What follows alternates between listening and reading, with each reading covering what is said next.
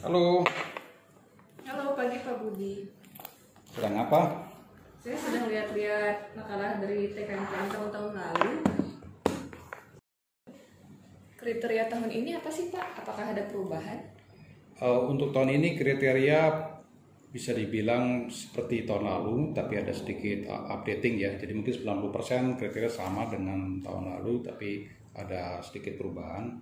Yang pertama adalah tidak lagi pakai pembobotan. Jadi kalau tahun-tahun lalu kita tahu setiap poin dari 10 item itu ada pembobotannya sehingga kita harus kerjakan dengan Excel.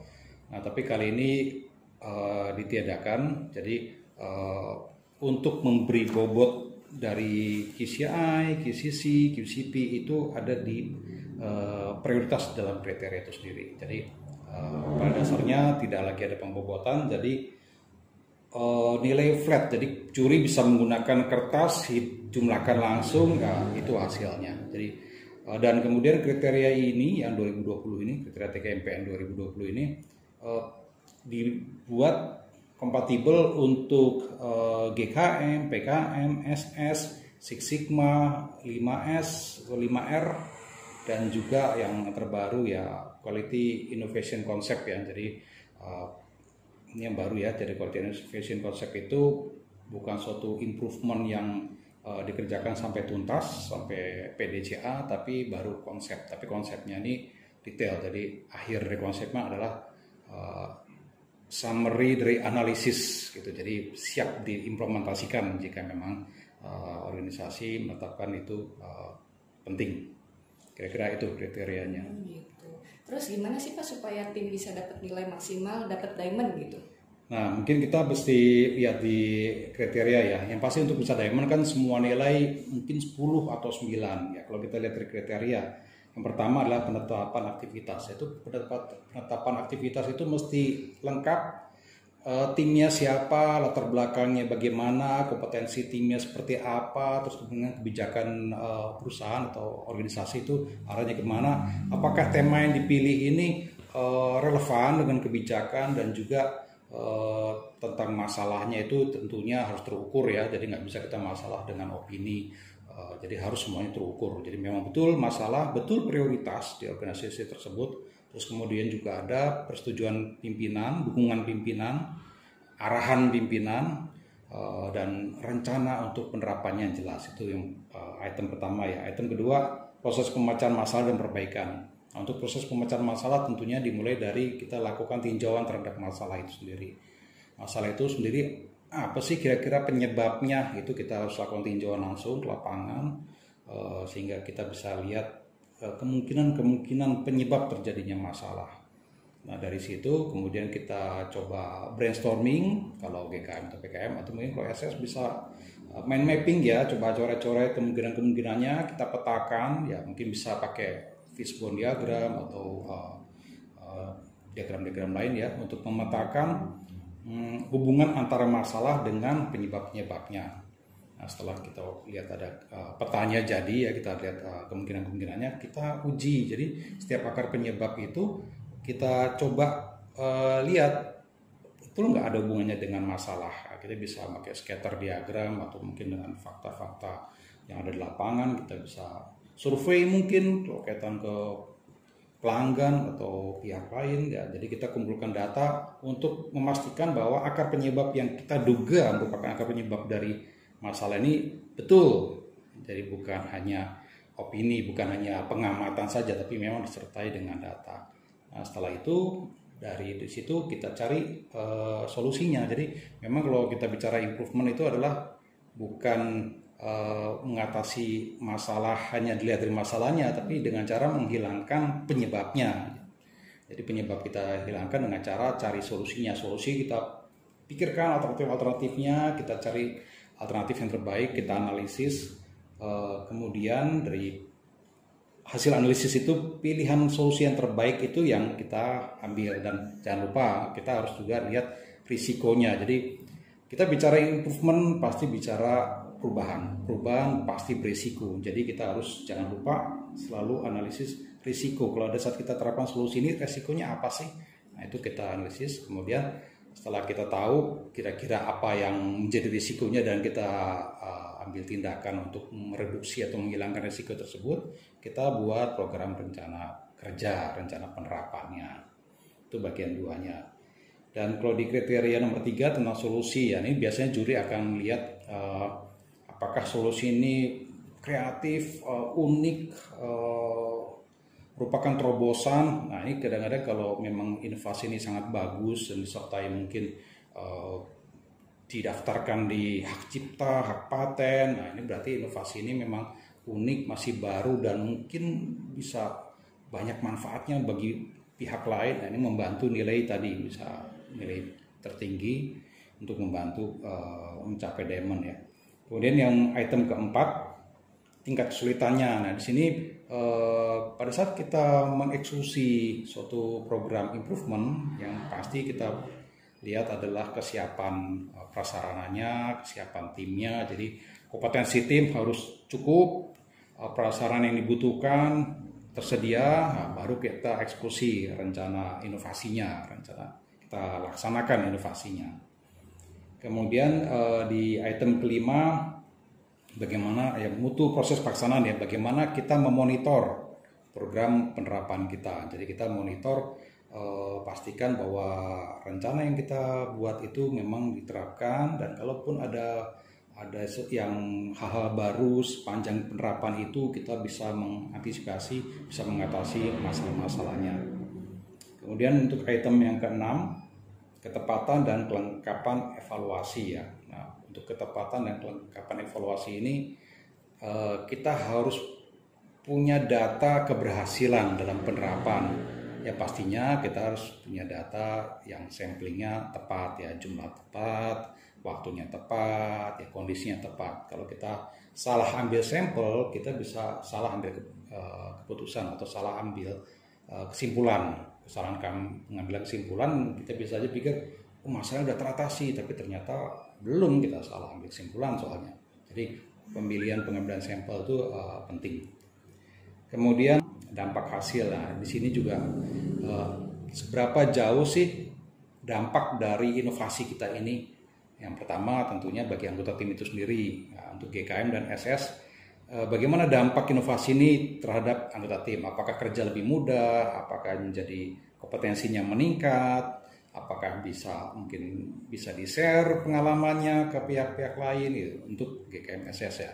Kalau untuk PKM mungkin lebih tepat bagaimana dampak terhadap organisasi ya, karena PKM biasanya proyek besar. Itu dampak terhadap organisasi bagaimana? Itu kita lihat semakin besar dampaknya ya tentunya skornya akan makin tinggi. Kemudian item yang ke-8, standarisasi dan tindak lanjut. Nah, sangat bagus kalau inovasi kita ini bisa distandarkan dengan baik, kemudian bisa direplikasi. Jadi nggak hanya departemen tertentu atau bagian itu saja nikmati, tapi bisa ke mungkin cabang lain, bahkan mungkin bisa jadi inspirasi industri-industri lain. Jadi kalau ada inovasi yang penerapannya sangat luas, ya tentunya nilainya sangat tinggi, dan mungkin ada pengakuan dari pihak eksternal ya, dari mungkin inovasi ini merupakan salah satu inovasi yang terbaik di dunia mungkin, ya tentunya pasti akan memberikan nilai sangat tinggi gitu. Jadi banyak juri bilang kalau inovasi ini salah satu inovasi yang terbaik di dunia, ya mereka biasanya dapat diamond gitu. Jadi dan sebenarnya peluang itu banyak, bukan berarti kalau terbaik di dunia ini sangat sulit. Tapi kita lihat untuk kasus-kasus spesifik ya sebenarnya peluang itu selalu ada, selalu tersedia. Jadi gimana kreativitas kita, bagaimana upaya kita ya. Terus kemudian yang poin ke-9 adalah bagaimana mutu makalahnya. Nah, Mbak Ica bisa lihat ya makalah-makalah ini beberapa ada yang diamond, ada yang platinum ya. Tentunya diamond makalahnya harus bagus. Tapi ya nggak hanya makalah, dan tentunya kontennya, inovasinya juga dinilai ya, jadi nggak hanya makalah. Dan terakhir presentasi. Ya, presentasinya juga mesti sangat baik, presentasinya sangat menarik, sangat inspiratif. Nah itu mungkin kira-kira itu yang diperlukan untuk dapat diamond. Jadi inovasinya mesti dilakukan dengan tahapan yang baik, semua urutannya datanya cukup, kemudian analisisnya bagus, sampling datanya bagus, kemudian juga manfaatnya besar, mudah direplikasi, inspiratif dan unik, kemudian makalahnya bagus, presentasinya bagus, ya, mungkin itu peluang untuk dapat diamond, kira-kira itu. Perlu nggak sih Pak presentasi yang heboh-heboh pakai drama-drama kayak kemarin itu? Ya kita sekarang tahu ya di TKMP jadi budaya ya, kalau kita presentasi mesti heboh, dan menurut saya sih seru-seru aja. Tapi sebenarnya dasar perlu yang drama itu karena begini, juri maupun audiens itu kan punya latar belakang dari industri-industri berbeda. Jadi untuk mempermudah juri maupun audiens memahami apa yang terjadi di tempat kerja kita, ya tempat kerja presenter ya, itu drama itu salah satu cara yang efektif. Jadi misalnya tim mungkin dari departemen dari kesehatan ya, mungkin puskesmas, rumah sakit, audiensnya mungkin dari pabrik, dari tambang, kan nggak tahu kebayang gimana sih suasananya. Nah, dengan ada drama jadi lebih mudah membayangkannya. Jadi di sana terjadi seperti ini ya. Jadi drama yang bagus itu mempermudah audiens maupun juri membayangkan apa sih sebenarnya yang terjadi. Termasuk juga mungkin kalau dari kesehatan mungkin nggak tahu suasana di perbankan gimana sih masalahnya, kemudian di manufaktur. Jadi masing-masing menceritakan ini loh peristiwanya gitu. Jadi mungkin drama yang mempermudah audiens maupun juri untuk memahami situasinya itu menurut saya tetap efektif. Ya. Kalau makalah nih ya Pak, perlu nggak Pak dibuat dengan sangat bagus? Pengaruh nggak Pak sama nilai? Ya, makalah ya kita tahu kan hanya 1 poin dari 10 item ya, jadi mungkin cuma 10% ya. Nah, tapi sebenarnya ini juga saya juga sering ditanyakan, makalahnya kenapa sih harus bagus? Ya kalau presentasinya bagus, inovasinya bagus, tapi makalahnya biasa-biasa aja kan sayang. Jadi juri mau kasih diamond itu jadi agak ragu-ragu. Nanti juri lain nanya, itu diamond kayak apa sih makalahnya? Oh ternyata biasa-biasa aja. Nah sedangkan padahal inovasinya bagus, presentasi bagus, kan sayang gitu. Nah sebenarnya di TKMPN panitia tidak mempersyaratkan perlu makalah hard copy. Jadi soft copy pun cukup. Nah tapi kadang-kadang juri, kebanyakan tim juri kita tahu sendiri kan itu dari generasi yang udah senior ya. Itu kadang-kadang untuk baca versi soft copy agak sedikit kesulitan, sehingga mereka lebih nyaman dengan hard copy. Jadi saya sarankan yang nggak ada salahnya pada saat di acara di TKMPN juri disediakan makalah hard copy, jadi mempermudah juri membaca. Itu untuk acara panitia dari panitia TKMP itu bukan keharusan, tapi itu mungkin bisa mempermudah juri untuk memahami. Mungkin kalau juri yang agak muda, yang agak milenial pakai soft copy cukup, tapi ada juri yang lebih nyaman pakai hard copy ya. Jadi seperti itu. Jadi makalah yang bagus tidak ada salahnya, lebih banyak manfaatnya daripada tidak ada manfaatnya ya. Jadi makalah yang bagus menurut saya nggak ada masalah. Tetap yang sudah bikin makalah bagus lanjutkan aja. Yang makalahnya biasa-biasa aja ya apa salahnya diimprove lah. Kalaupun model soft copy pun buatlah soft copy yang bagus, yang menarik, yang mudah dipahami. Jadi karena ujung-ujungnya namanya makalah hard copy maupun soft copy kan dibaca terutama oleh juri ya. Buatlah juri mudah untuk menilai, karena kalau juri kesulitan untuk menilai ya rugi siapa? Ya peserta sendiri kan. Oke. Jadi kira-kira seperti itu. Jadi mungkin kalau ada klien yang besok-besok tanya tentang sistem penjurian, mungkin Mbak Ica udah terbayang lah ya. Iya Pak.